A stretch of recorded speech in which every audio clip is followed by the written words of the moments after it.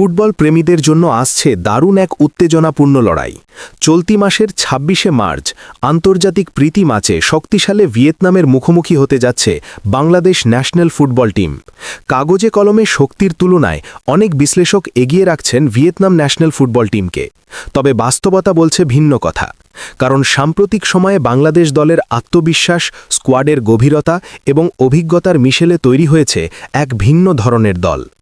এমন একটি দল যারা সুযোগ পেলে বড় প্রতিপক্ষকেও চমকে দিতে পারে। আর তাই অনেক ফুটবল বিশ্লেষক এখন বলছেন এই ম্যাচে বড় চমক দেখাতে পারে বাংলাদেশ। কিন্তু প্রশ্ন হলো, কি সেই কারণগুলো? কেন অনেকেই মনে করছেন ভিয়েতনামের মতো শক্তিশালী দলের বিপক্ষেও লড়াই জমিয়ে দিতে পারে বাংলাদেশ? আজকের ভিডিওতে আমরা আলোচনা করব সেই ৩টি বড় কারণ নিয়ে, যেগুলোর জন্য এই ম্যাচে বাংলাদেশের সম্ভাবনা নিয়ে আশাবাদী ফুটবল বিশেষজ্ঞরা। প্রথম কারণটি হল বাংলাদেশের শক্তিশালী মিডফিল্ড এবং আন্তর্জাতিক অভিজ্ঞতা। বর্তমান বাংলাদেশ ফুটবল দলের সবচেয়ে বড় শক্তির জায়গা যদি বলা হয়, তবে নিঃসন্দেহে সেটি মিডফিল্ড।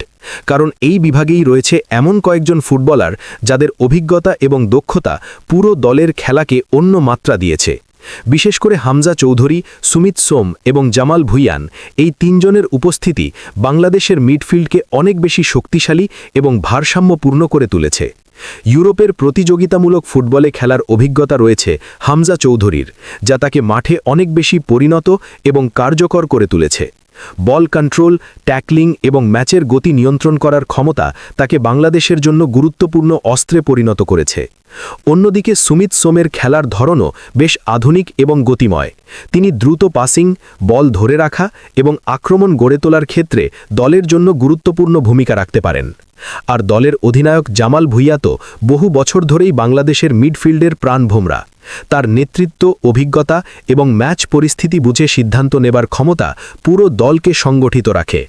এই তিনজন একসঙ্গে মাঠে থাকলে বাংলাদেশের মিডফিল্ড অনেক বেশি শক্তিশালী হয়ে ওঠে এবং প্রতিপক্ষের আক্রমণ ঠেকানোর পাশাপাশি নিজেরাও আক্রমণ তৈরি করতে সক্ষম হয়।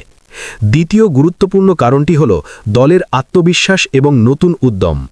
গত কয়েক বছরে বাংলাদেশ ফুটবল দলের ভেতরে একটি বড় পরিবর্তন লক্ষ্য করা যাচ্ছে।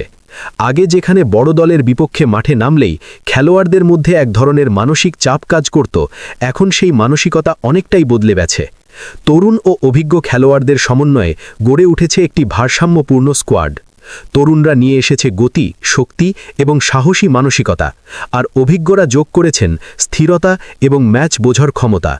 এর ফলে পুরো দলটি এখন অনেক বেশি আত্মবিশ্বাসী হয়ে উঠেছে।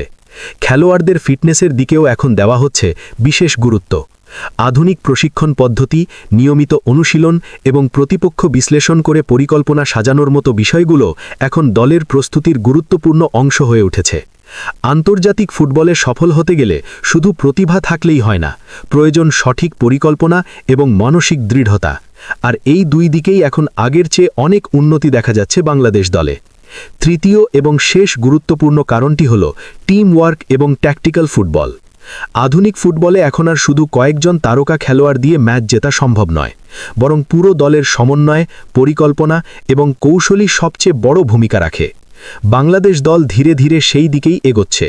ডিফেন্স থেকে শুরু করে মিডফিল্ড হয়ে আক্রমণ ভাগ, সব জায়গাতেই এখন খেলোয়াড়দের মধ্যে সমন্বয় আগের তুলনায় অনেক বেশি দৃশ্যমান। দ্রুত পাসিং, বলের উপর নিয়ন্ত্রণ এবং সুযোগ পেলেই দ্রুত কাউন্টার অ্যাটাকে যাওয়ার কৌশল এখন দলের খেলায় দেখা যাচ্ছে।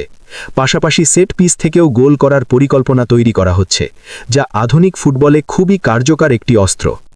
এই ধরনের সংগঠিত এবং পরিকল্পিত ফুটবল খেলতে পারলে যে কোনো শক্তিশালী প্রতিপক্ষকেই চাপে ফেলা সম্ভব। সবকিছু মিলিয়ে বলা যায় ভিয়েতনাম নিঃসন্দেহে একটি শক্তিশালী এবং অভিজ্ঞ দল। তবে সেই কারণে বাংলাদেশকে একেবারে হালকাভাবে নেওয়ার সুযোগ নেই, কারণ বর্তমানে বাংলাদেশের স্কোয়াডে রয়েছে আন্তর্জাতিক মানের কয়েকজন ফুটবলার, যাদের ব্যক্তিগত দক্ষতা যেমন রয়েছে তেমনি রয়েছে দলগত সমন্বয়।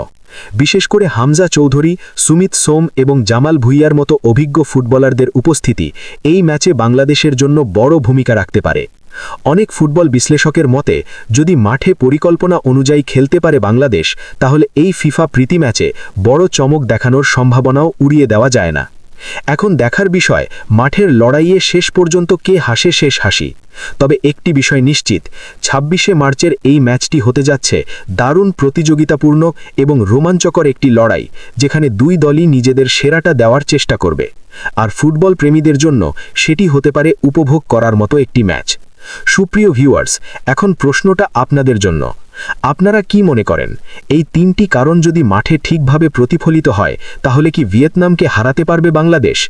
অবশ্যই আপনাদের মতামত কমেন্ট করে জানাতে ভুলবেন না, কারণ আপনাদের প্রতিটি মতামতই আমাদের জন্য গুরুত্বপূর্ণ।